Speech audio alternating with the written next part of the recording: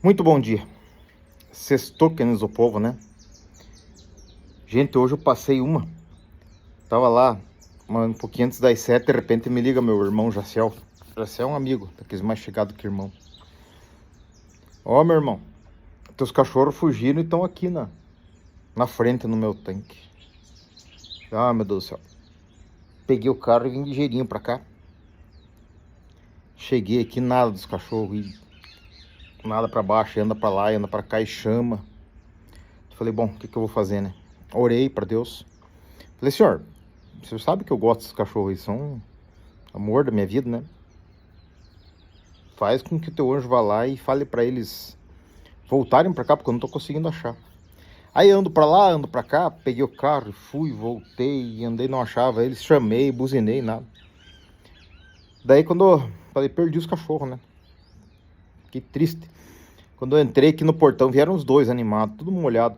Não tenho a menor ideia por onde que saíram, pra vocês terem uma ideia. A minha cerca aqui é uma cerca de palanque, de tela, fino e tal, procurando algum buraquinho, vendo cavucar. Mas sei que foi angustiante. Daí agora eu tava trabalhando lá, olhando na cerca, procurando por toda parte, ver se eu achava algum furo por onde eles possam ter passado. Mas estão ali no canilzinho agora. Mas glória a Deus, né? A gente tem que orar por tudo, né? E vejam que Números 23, versículo 23 diz assim: contra Jacó não vale encantamento, nem adivinhação contra Israel. Nesse tempo se dirá de Jacó, de Israel, que coisas Deus tem feito. Amém? Então, contra o povo de Deus, não vale macumba, não vale encantamento, não vale feitiço, desde que você esteja lavado pelo sangue de Jesus, né?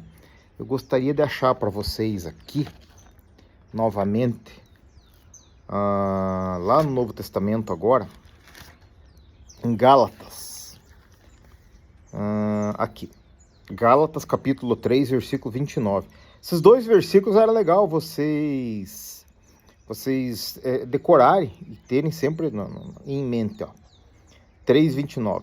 Se sois de Cristo, então sois descendência de Abraão e herdeiros conforme a promessa.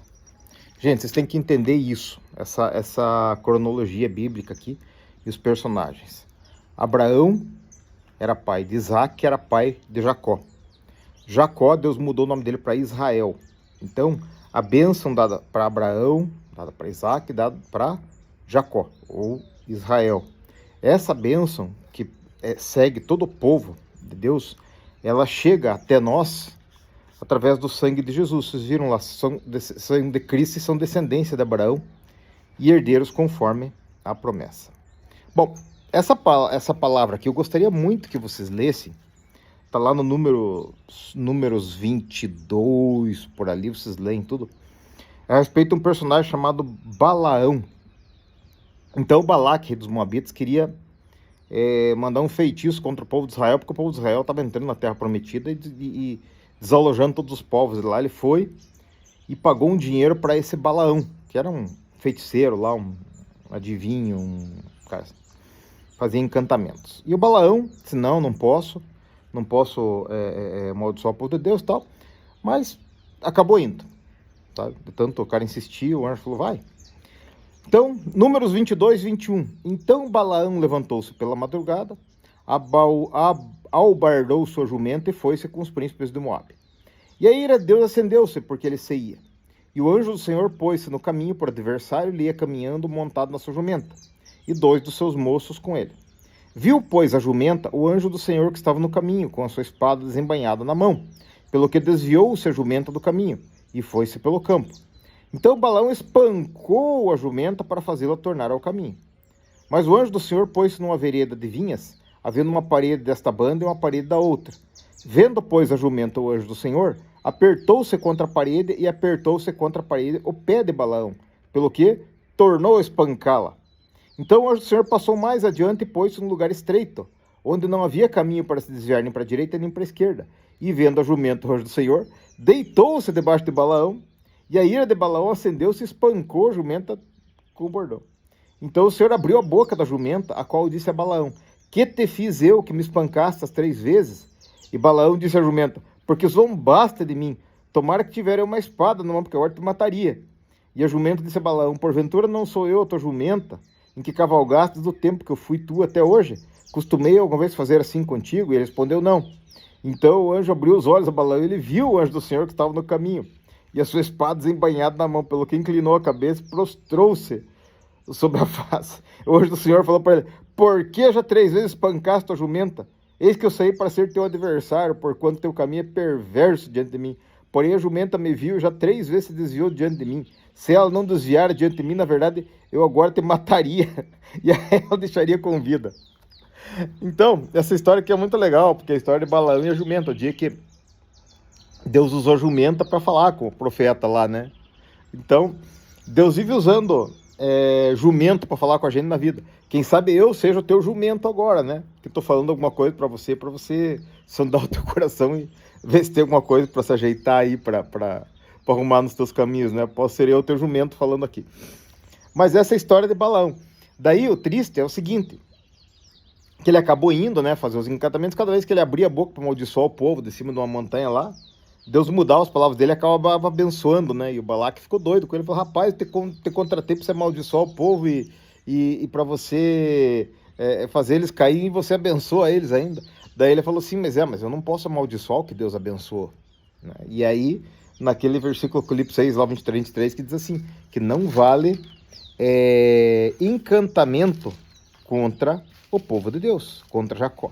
Então nem contra você que aceitou Jesus e tem o sangue de Jesus aspergido na porta da sua casa, nem eu que aceitei a Jesus e tenho o sangue de Jesus aspergido na porta da minha casa, podemos ser atingidos por encantamento, né? Então você fique tranquilo quando fizerem uma cumba, quando fizerem uma coisa, isso aí pode te causar um atrapalhozinho assim, mas não tem tanto problema. Agora, a coisa triste aqui é o seguinte, é o tal do arbítrio, né? Eu ouvi um pastor falar que não existe livre-arbítrio e eu acho muito legal isso, porque o arbítrio não é livre, porque você pode fazer o que você bem entender, mas tem consequências, né? Então, assim, eu posso colocar a mão na toca da cobra a hora que eu bem entender. É problema meu, eu que mando, é meu arbítrio. Mas a cobra vai me picar, então não é livre, então tem uma consequência, né? Então é um arbítrio, né, que a gente tem, mas não é livre. Então, o que aconteceu no fim? Lá no Apocalipse, vocês vão ver que ele fala, critica uma igreja porque seguiu a doutrina de Balaão, né? Como é que o Balaão fez daí para fazer o povo cair? O Balaão foi lá e conversou com o Balaque, e o Balaque selecionou algumas das moças mais bonitas que tinha lá em Moabe, né? E eles eram mesmo um povo meio imoral, assim, meio sensual, porque os moabitas e os amonitas eram descendentes do incesto do Ló com as suas filhas, né? Então já era um povo tudo problemático. Mas ele mandou as moças bonitas lá, e daí o que aconteceu? Os caras de Israel começaram a se relacionar com as moças. As moças foram lá se oferecer para eles, caíram tudo. E aí a praga veio sobre o povo de Israel por causa da conduta deles. Então, existe um povo aí que diz: uma vez salvo, sempre é salvo. E isso é uma grande mentira. Porque em Hebreus diz assim, que aqueles que experimentaram a palavra, que experimentaram a santa e boa vontade de Deus e voltaram atrás, não tem outra coisa para experimentar senão juízo, né? Então, a salvação vem pela graça, mas ela tem que ser regada a cada dia. E depende da nossa conduta, nós podemos atrair bênção ou maldição para as nossas casas. Essa é a nossa responsabilidade, principalmente para nós homens, né? Cada um tem a sua função na vida. Nós, homens, temos a função de liderar. Liderar não é mandar, não é oprimir, não é agredir, não é subjugar ninguém.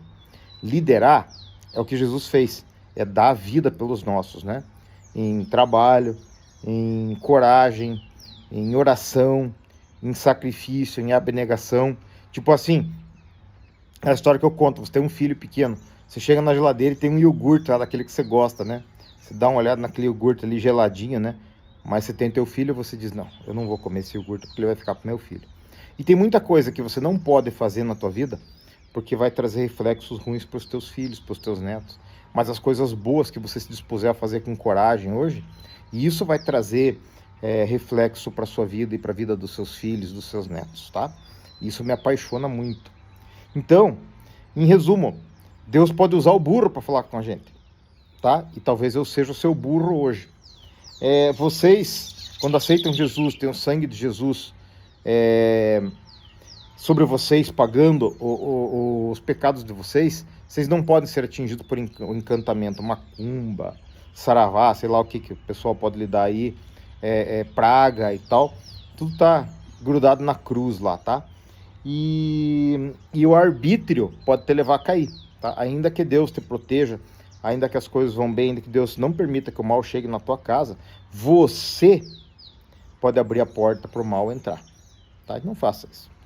Ore, capriche, atenda pela tua alma, pelos teus filhos, pelos teus netos e bisnetos que podem nem ter nascido ainda, mas que vão desfrutar dos seus joelhos calejados para orar. Deus te abençoe, tenha uma excelente sexta-feira.